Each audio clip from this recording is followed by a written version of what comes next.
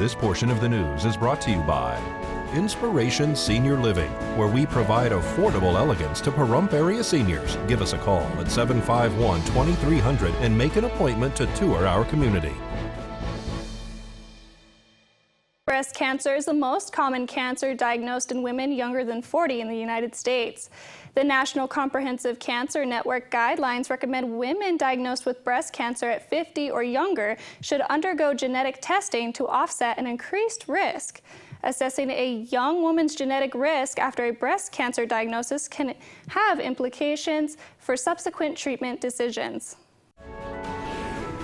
This health tip is brought to you by Desert View Hospital and Mountain Valley Physicians Group.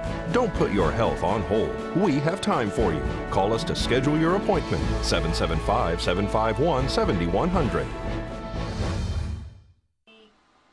A breast cancer diagnosis in a young woman leaves her with a choice of whether or not to undergo genetic testing.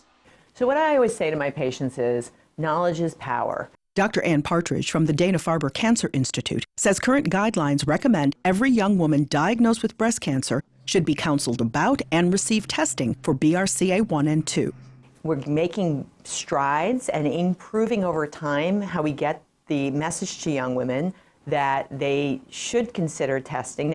Since 2006, she and her co-authors began following women 40 and younger diagnosed with breast cancer. For this study, they focused on nearly 900 of these women, looking at genetic testing rates, barriers to testing, and how the test results affected treatment decisions.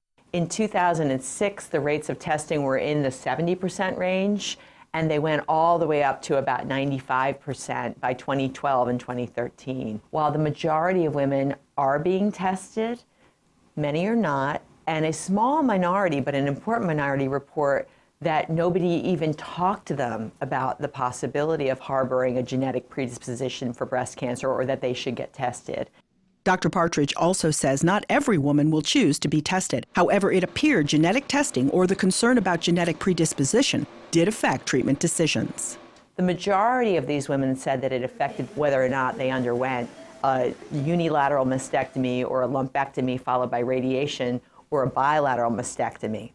And fewer women reported that concerns about genetic risk affected whether or not they received chemotherapy or hormonal therapy. It's imperative that we not only help women to get this information, but that we also counsel them, help to support them as they make these treatment decisions, especially in the context of a newly diagnosed patient who's stressed and anxious and needs to have good communication with her providers and good support. Catherine Dolph, The JAMA Report.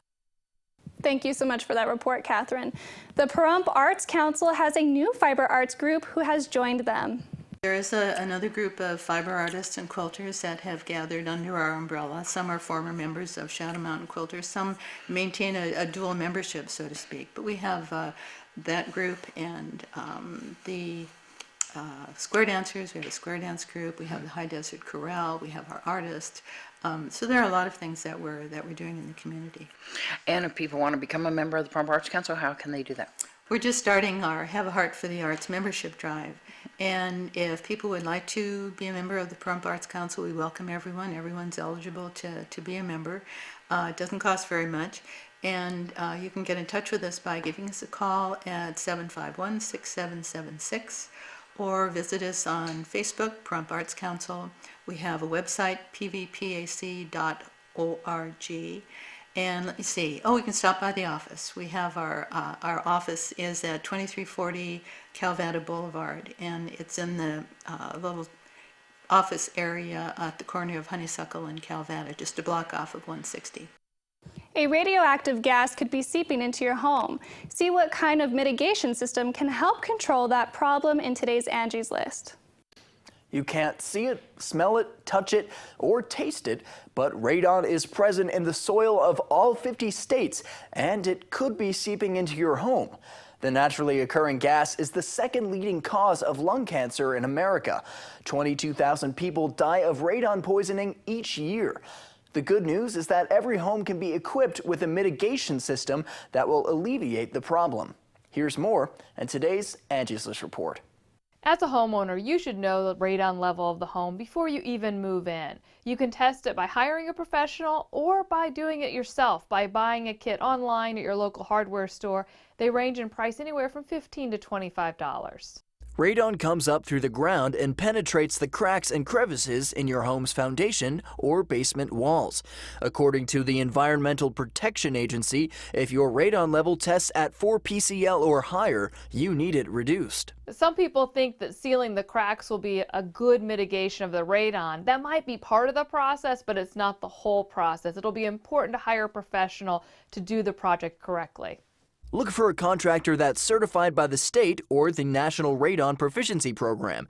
They should start with a thorough inspection and then recommend a system designated specifically for your type of home and the ground it sits on. In a house such as this, which is older, there's no drain tiles, there's no sump pit, so we know it's going to be packed dirt, rock, stone, clay, and it's going to require a higher pressure fan instead of a higher volume fan. The fan is a key component of that system, and it's going to run all the time. So you want to know what the life expectancy and the warranty is on that fan. Expect to pay from $800 to $1,500 depending on the size of your home. Placing the system inside your home rather than outside in the open will also add to the expense. Angie says to have an agreement in writing that says what the contractor will do if the system doesn't bring the level down below 4. If there's an additional expense, you want to know that up front. And because the fan will be constantly running, you may see a slight increase in your utility bill as well. I'm Noah Began for News 46. More local news and your weekend sports when we return.